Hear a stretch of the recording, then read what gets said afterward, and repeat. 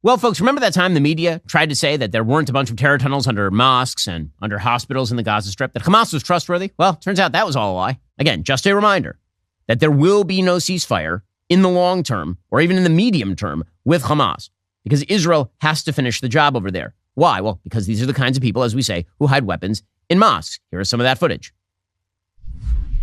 Here's an IDF spokesperson saying we're currently going into the mosque. You can see it here. We'll now go down to the basement. The Hamas rocket manufacturing lab. Kept in the basement of a mosque. I don't know what you do at your church group. I doubt it's manufacturing rockets. Notice how Hamas built entire walls to hide the lab. We had to destroy them in order to expose the lab. There's the tunnel entrance here. You can see the entrance to the operational tunnel that goes down so the terrorists can hide in it. Don't worry, the morons on Twitter will say it's an elevator shaft. We'll head to the lab, says the IDF.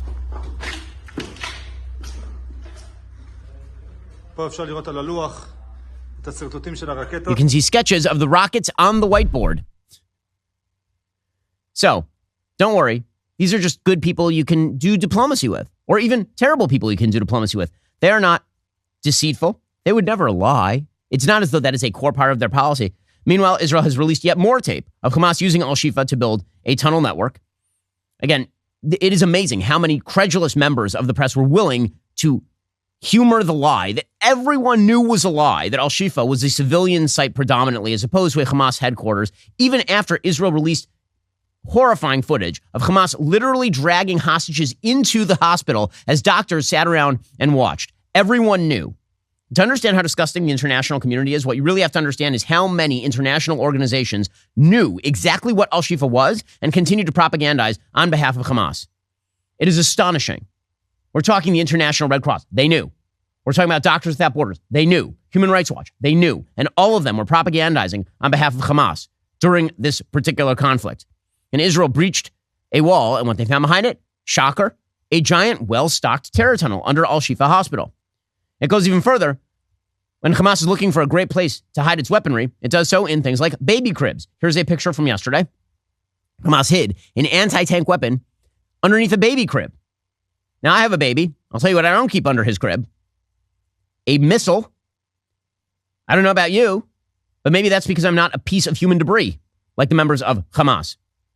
Nonetheless, again, the typical sort of good-hearted American notion that everyone thinks the same way and everyone has the same general mode of thought and we're all seeking the same thing on earth, we're all brotherhood, all this stuff, it's crap. It is not true.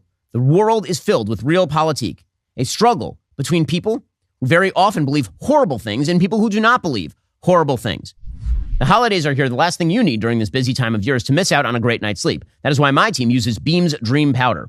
Beam's Dream Powder contains a powerful, all-natural blend of ingredients, including magnesium L-theanine. It's not just your run-of-the-mill sleep aid. It's a concoction carefully crafted to help you slip into the sweet embrace of rest without the grogginess that often accompanies other sleep remedies. Sleep is the foundation of our mental and physical health. You have to have a consistent nighttime routine to function at your best. Today, my listeners get a special discount on Beam's Dream Powder. That's their best-selling hot cocoa for sleep with no added sugar. Now available in delicious flavors like cinnamon cocoa, chocolate peanut butter, and mint chip. Better sleep has never tasted better. Just mix Beam Dream into hot water or milk, stir or froth, enjoy before bedtime. If you find yourself battling the bedtime blues, give it a shot. Your weary self will thank you. Try Beam's best-selling Dream Powder. Take advantage of their biggest sale of the year. Get up to 50% off for a limited time when you go to shopbeam.com/Ben. That discount is auto-applied at checkout. No code necessary. Shopbeam.com/Ben for up to 50% off.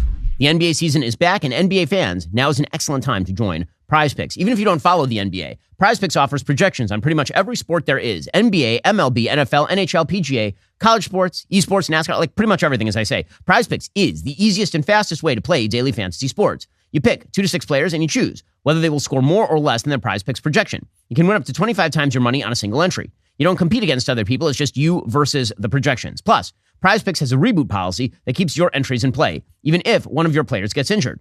For NFL games and college football top 25 matchups, if you have a player who exits the game in the first half and doesn't return in the second half, that player is rebooted. PrizePicks is the only daily fantasy sports platform with actual injury insurance.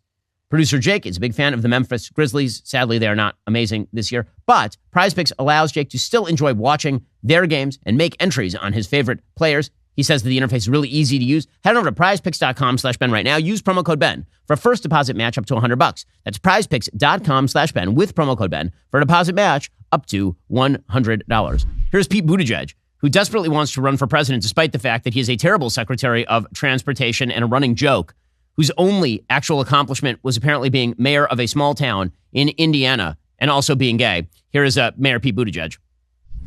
I would add to that, airfare is becoming much more reasonable lately, and unemployment that I don't think has stayed this low for this long in my lifetime. But that doesn't mean you can go around saying, everything's perfect, and we recognize that. Americans have had a rough few years, especially when you think about COVID and what that did to our society and effects that we are still working through. You think about some of the political polarization that's going on. We're not out there saying that all of the work is done. We're out there pointing to the good work that we're doing. They're doing so much good work. So much good work, says Pete Buttigieg. They're not. And they've got a lot of problems, which means, wait for it, they got to redirect toward Trump. And this is their entire strategy. Now, again, I'm wondering increasingly these days whether that strategy is going to be successful or not, because it may all be baked into the cake. I think that their strategy as of next year is trials, Trump in front of courts, and all the rest. But the problem is that because they launched all the indictments so early, it's possible that they already got their bang for their buck on that one. It's possible that as Trump appears in court, it doesn't have all that much impact because we're like, oh, look, he's in court again. In the same way that they kept trying to impeach him. And we're like, well, is it a day ending in Y? I guess they're trying to impeach him. They're going to do the same thing with these court cases. So they're going back to the playbook. The playbook is, as we said yesterday, he's Hitler. The New York Times now admitting the quiet part out loud, quote, ignore Trump. Democrats now want him plastered all over the news. Democrats are hoping that more attention on him can help turn around President Biden's fortunes. Reed Epstein reporting, when Donald Trump left the White House, Democrats didn't want to hear another word from him. President Biden dismissed him as the former guy. A party-wide consensus held that he was best left ignored. 3 years later, Mr. Biden's re-election campaign and Democratic officials across the party spectrum have landed on a new solution to his political slump. More Trump. Criticizing the news media for giving Trump a platform is out. Quietly pining for major networks to again broadcast live coverage of Trump campaign rallies is in. Behind the improbable longing for the former president to gobble up political oxygen is Democrats' years-long dependence on the Trump outrage machine. Since his ascent, Trump has been a one-man Democratic turnout operation, uniting an otherwise fractured opposition and fueling victories in 3 straight election cycles. Now, Democrats worry the fever of Trump fatigue has passed, and some voters are softening toward a man they once loathed. Many others may simply be paying little attention as Trump's share of the daily national conversation has diminished. As I've said before, Trump's best strategy in this is to basically go to the basement and then just point at Joe Biden. If he does that, he could very easily be president again. And they keep upping the ante. So Joe Scarborough, I mean, my goodness, this is unhinged. So here is Joe Scarborough making a doomsday prediction for Donald Trump's second term, trying to scare you into voting for the old man. Here we go. Just because he hasn't done it yet doesn't mean he won't do it when he gets a chance to do it. And if he is voted into office, then a lot of these people that are talking about literal or figurative or whatever the hell they're saying, you're going to look like idiots because he will get away with, he will imprison, he will execute whoever he's allowed to imprison, execute, drive from the country. Just look at his past.